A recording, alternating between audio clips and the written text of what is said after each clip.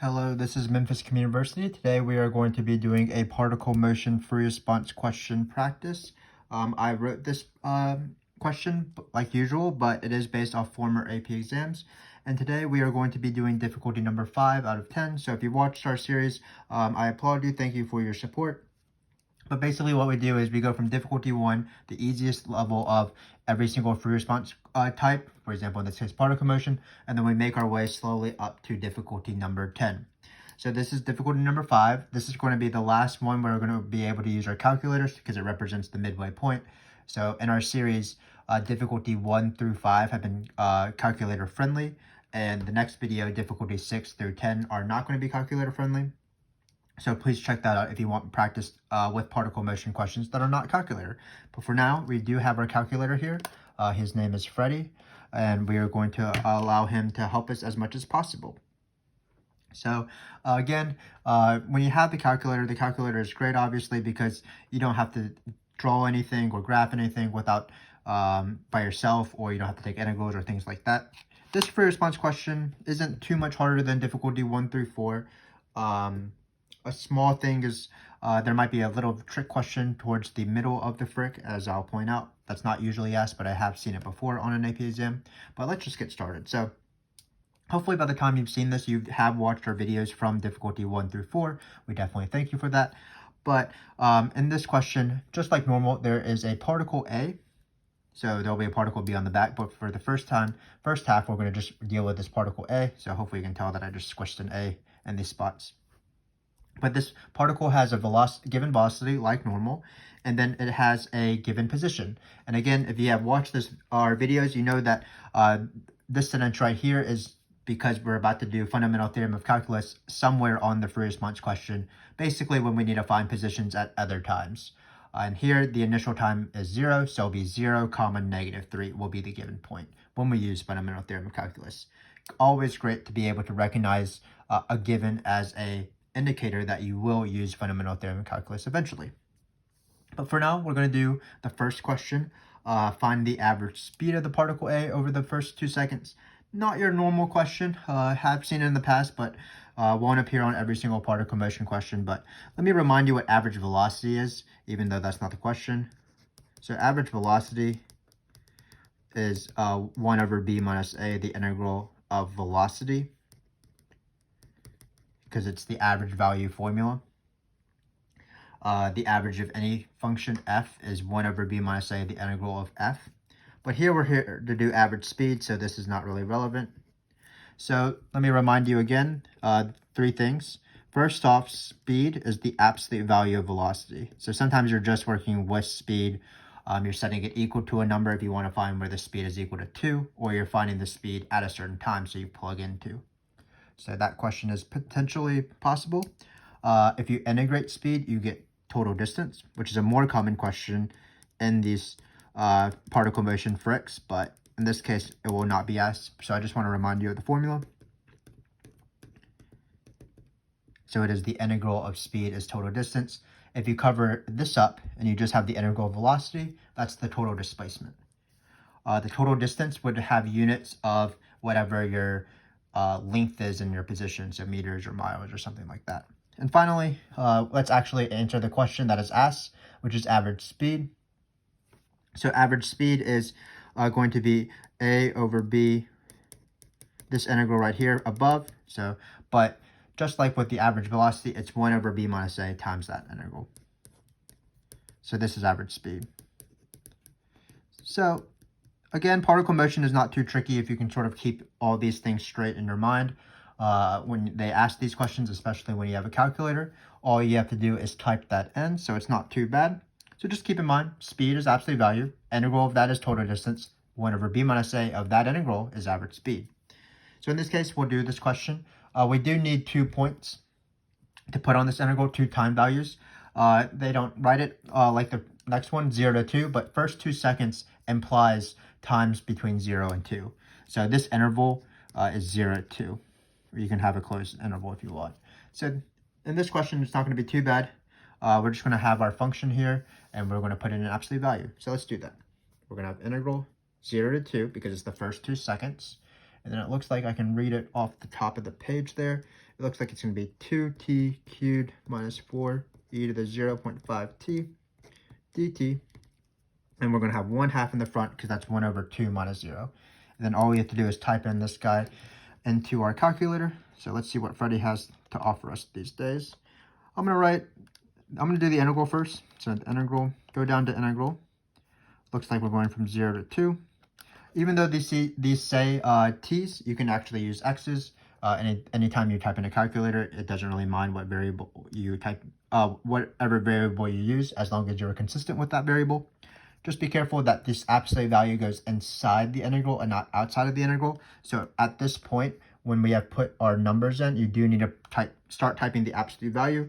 And with an 84 and 83, you just hit, the easiest way is second catalog, which brings up every single function in the calculator, but absolute value is so early in the alphabet that it's actually first. Then we type in our functions. Again, I'm going to use x's, but it really doesn't matter. Minus 4 e to the 0.5x. Looks like that's the function. And then we're going to type dx. And we are going to get, let's see, let's wait for Freddie here. Come on, Freddie, you can do this. 7.35356. And then just keep in mind that we do need to divide by 2. So this would be the total distance, actually, just the integral of the absolute value.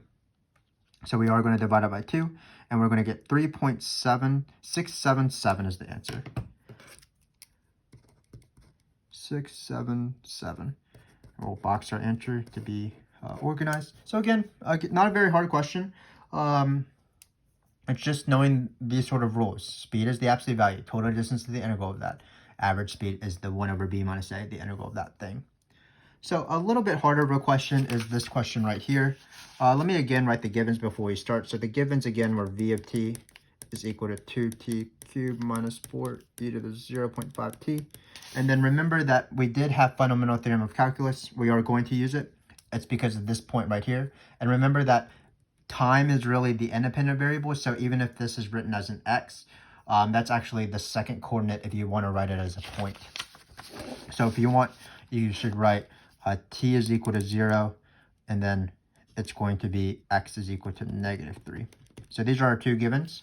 So let's read the question. At what time in this interval is the particle farthest left? If you don't know, farthest left is the same thing as an absolute minimum of position. Basically, it's the leftmost position. So it's the absolute minimum of position.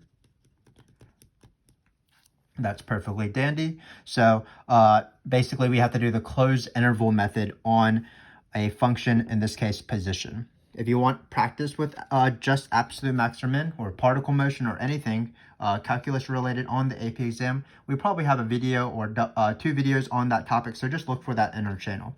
But for now, we do have to do absolute max or min process, so I like to locate the function, meaning I like to find exactly what I'm trying to find the absolute max or min of. I like to write it out on my page. Keep in mind that we're not going to find the absolute max or min of velocity. We are actually finding the absolute max or min of position. And this is where the fundamental theorem of calculus comes in. So what it's going to be is s of t. Then you're going to have the given position. So in this case, it's -3. Your given time will be on below at the lower limit of the integral. So that's where the 0 goes in, because it's the given time. Then I want to plug in t values, so I'm going to put t on top. So for example, when I plug in 2, I'll plug in 2 here, which means I'll plug in 2 into the top. What I want to be careful with is I want to not put any t's inside this integrand, because when I plug in 2, I don't want to plug in 2 into the integrand. I just want to plug in 2 into the top. So the common convention is to change this variable so it doesn't match the variable in the limit. Of course, if you want to, you can write this as -3 plus the integral 0 to t of 2x cubed. So again, we're changing everything to x's just to be safe. We'll put dx at the end. So again, this is the fundamental theorem of calculus. I call this the position formula for my students. It's the same thing as the amount formula. It's just fundamental theorem of calculus. So it's given y value, which in this case is actually indicated by an x because it's the position, plus given time. Sometimes not 0, sometimes it is 0. In this case, it is 0. And then whatever you want to find. So the position at a time 2, for example, you would put a 2 on the top, and then just don't change this velocity inside the integram. So now we're ready to do the second step. The second step is easier. It's the critical point step. So what you do is, we can call it critical points. Remember that for this process, it's good to get in the practice of not thinking of this step as just the derivative, but thinking of this step as the derivative equals 0, because you might get a point for that. So I'm just going to take the derivative here, and well, the derivative of position is just velocity. So 0.5t, and we're going to set it equal to 0. So again, just writing equal to 0 might give me a point, even if I don't do it right when I type it into the calculator. So let's do that real quick. The best way to do it, no matter what calculator you have, even if you have like an Inspire or something like that, is to just graph it. So I'm going to go down to this. I'm going to graph it 2x cubed minus, delete that, minus 4e to the, where's e? To the 0.5t.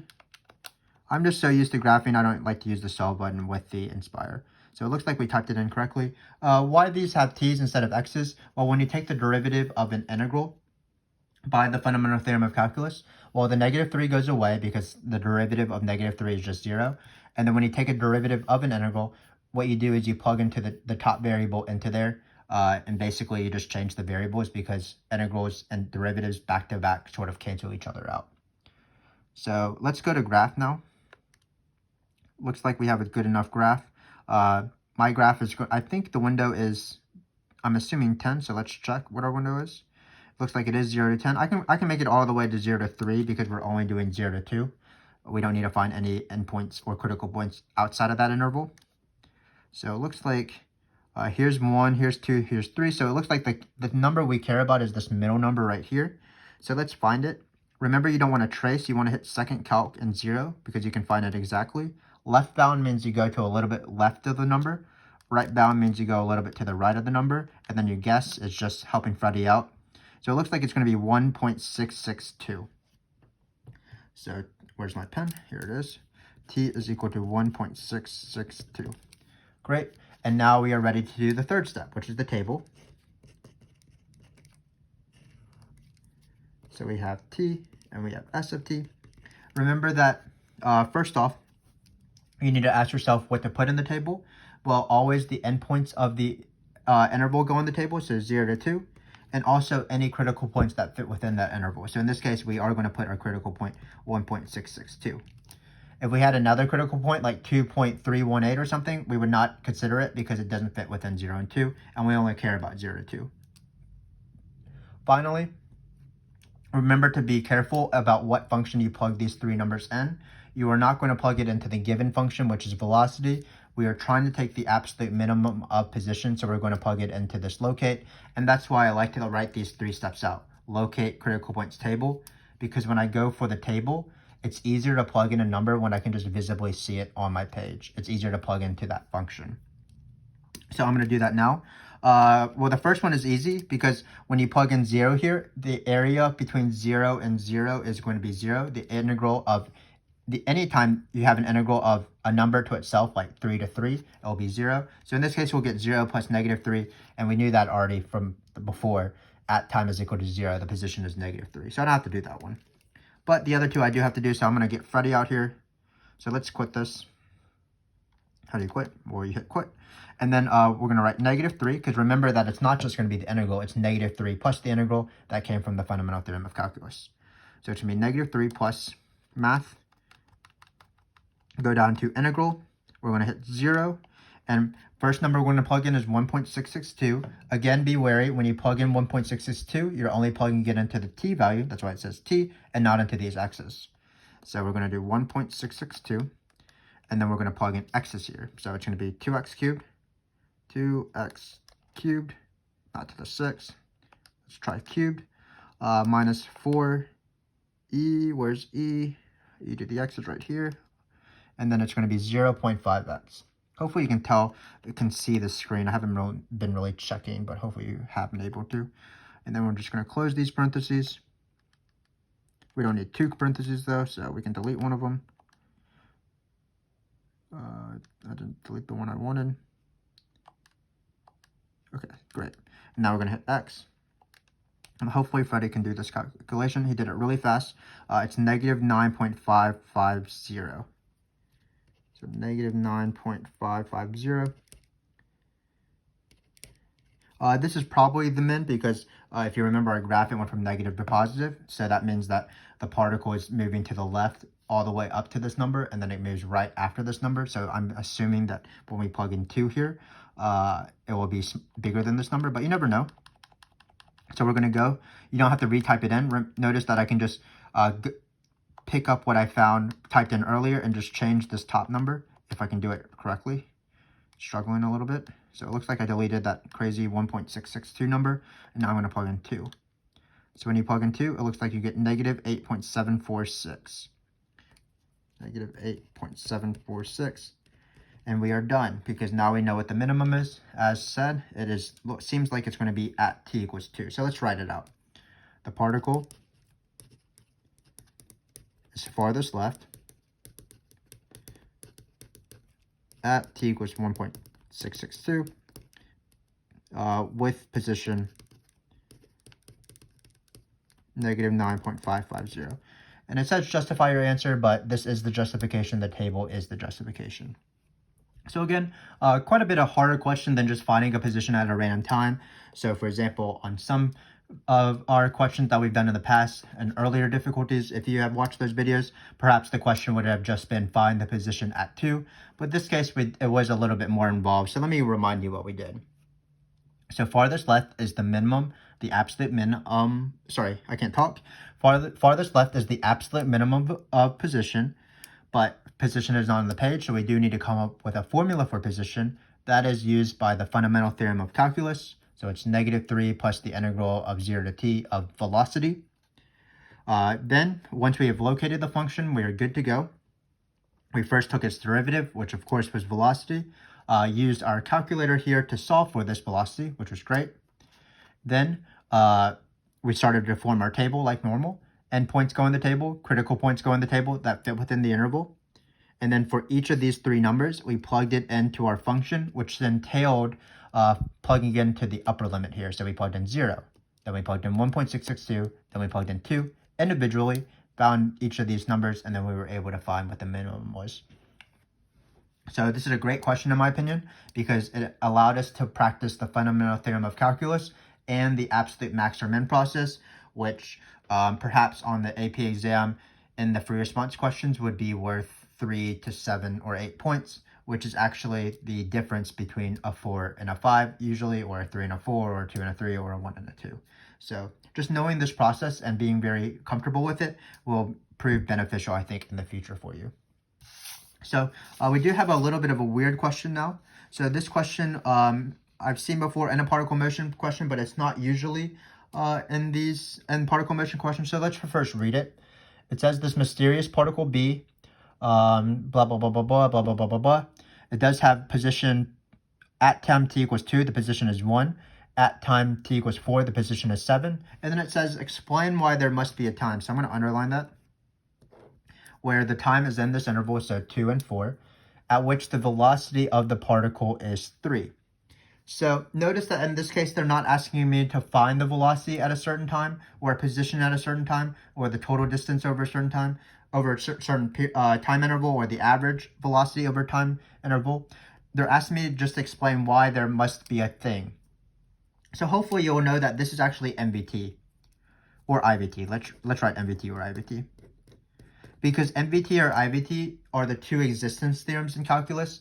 Basically what they say is, I will tell you that there's an answer that exists, but I won't tell you exactly what it is. So when I see these weird wordings like explain why there must be, or show that there must exist, or what's the fewest number of times that this happens, I know that that's an Mbt or IVT question. Usually Mbt or IVT questions appear more often in tables, which are called table FRQs. Just like in this series where we're in difficulty number 5 for the particle motion FRQs, we have created an 11 video playlist for table FRQs as well. where we do one overview video and then we go from difficulty 1 all the way up through difficulty 10. So check that out if you want more practice with MBT or IVT, because most of those questions do include an MBT or IVT part. But here we are. We're going to do MBT or IVT in the context of particle motion.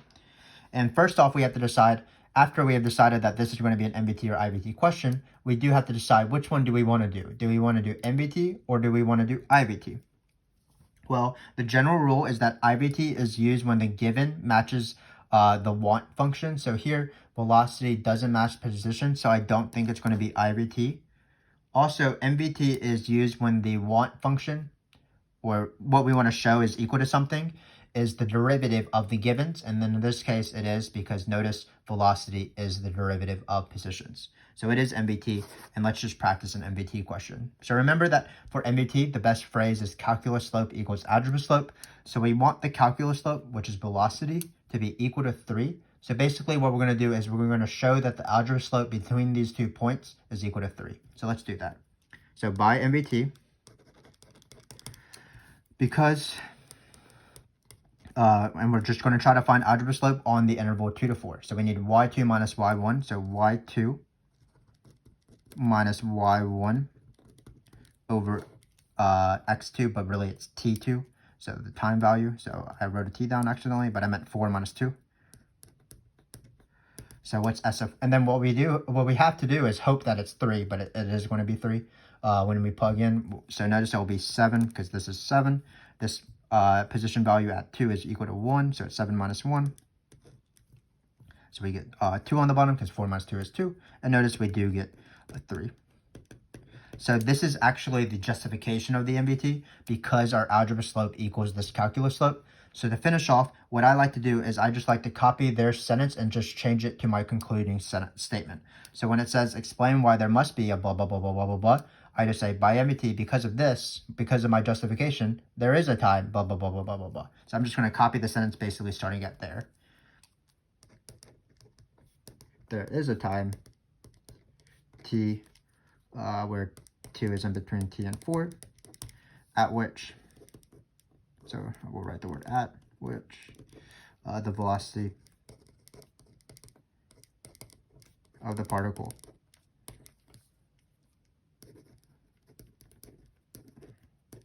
is 3, and that's MBT. So again, just as a reminder, MBT or IVT are used for these weird worded things where you're trying to prove the existence of something, because they are existent theorems. And you choose MBT if it's the derivative. So here velocity is the derivative of position, so we're going to use MBT. For example, if we wanted to see where, if we wanted to explain why there must be a time at which the position of the particle is 3, that would be IVT, because the position matches the givens. So you would say something like, by IVT, because 3 is in between this guy and this guy, there would be a time where the position equals 3. So just be wary of that. But in this case, it was MBT, so MBT just says, by MBT, you find the algebra slope, verify it's the same number, and then you write your sentence out. So we have one last question to do, which is moving closer or away. So it looks like we will have to use particle B and particle A, which we want to know whether particle A and B are moving closer or away from each other. So if you haven't done this question before, moving closer or away from each other requires a few things to do before you do the question. So it actually requires the position and the velocity of both particles. Let me remind you of another thing that requires 2 functions, that's speeding up, slowing down. So a particle is speeding up when velocity and acceleration have the same signs, and a particle is slowing down when velocity and acceleration have different signs. So there are certain questions in these particle motion free response questions that don't require just a single function like position, velocity, acceleration. It does require 2 things. And that's the same thing in this case. So what I'm going to do first is I'm going to find at time is equal to 2, the position and the velocity for both of these particles. So let me write that down. So S of A of 2, I want to find S of B of 2. So both positions. And then I also want to find both velocities. And I'll tell you why I need these things once we have found out 4 of these things. So the first easiest thing is it looks like the velocity of particle B at time is equal to 2 is -4. That's not too bad. Also, the position is given. It's 1. Also not too bad. So for this one, I wrote it in the wrong spot.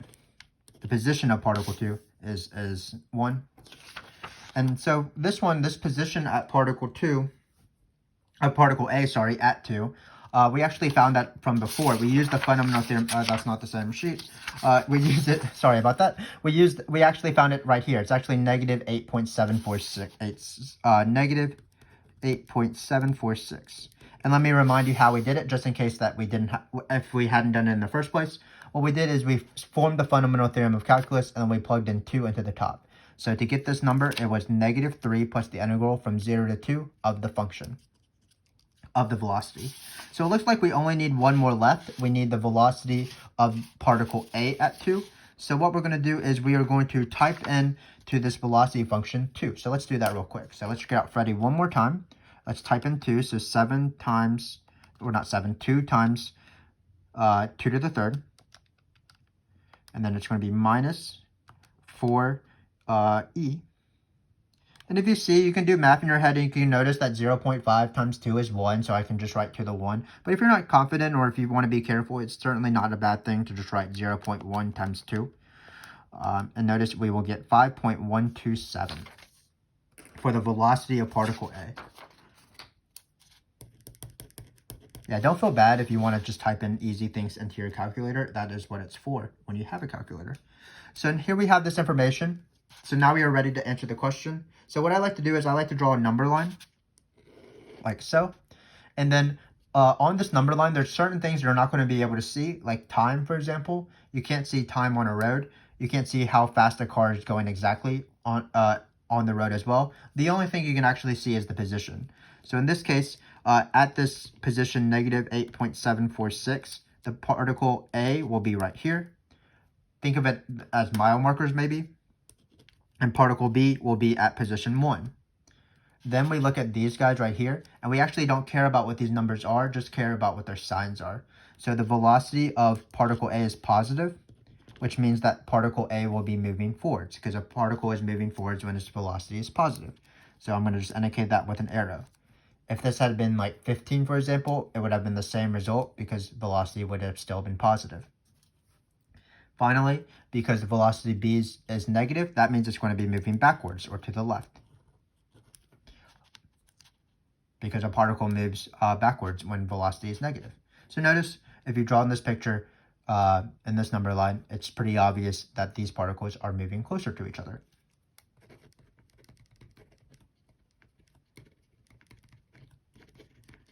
But I do caution that you need all of this information. So for example, if you had switched the positions of the particles in the beginning and they had the same velocities, they would be moving farther away from each other. So imagine if particle A was like at 8.7 instead, that particle A would be moving to the right, particle B would still be moving to the left.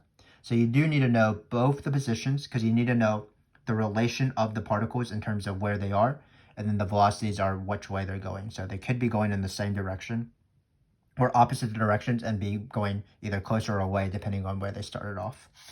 But that is it for this particle motion question. Just as a quick review, we did average speed. Average speed is, well, speed is this, absolute value velocity, total distance, the integral of that. Average speed is 1 over b minus a of that. We did a fundamental theorem of calculus question because we had to find when the particle is farthest left. So what we had to do is we had to locate the function using the fundamental theorem of calculus in the given point. Then we found the velocity, set it equal to 0 with the calculator, and then we typed in these numbers, plugging it in to the top of the integral. Then, strangely enough, an Mbt question appeared. So Mbt just says, find the algebra slope, verify that it is the calculus slope. Finally, we did a moving closer or away from each other question. That's finding the position and both of the particles, putting them in a number line, and then the velocities will tell you what direction they're going in. So I hope that you have learned something and you have gained something out of this video. We make these videos to help you guys. We really want you guys to succeed in whatever you are doing. So we do appreciate your support in this channel by watching our videos. This has been difficulty 5 of 10 out of our particle motion questions. So everything after this is when non-calculator, so difficulty 6 all the way up through difficulty 10. Keep in mind that, in my opinion, particle motion questions are the easiest level.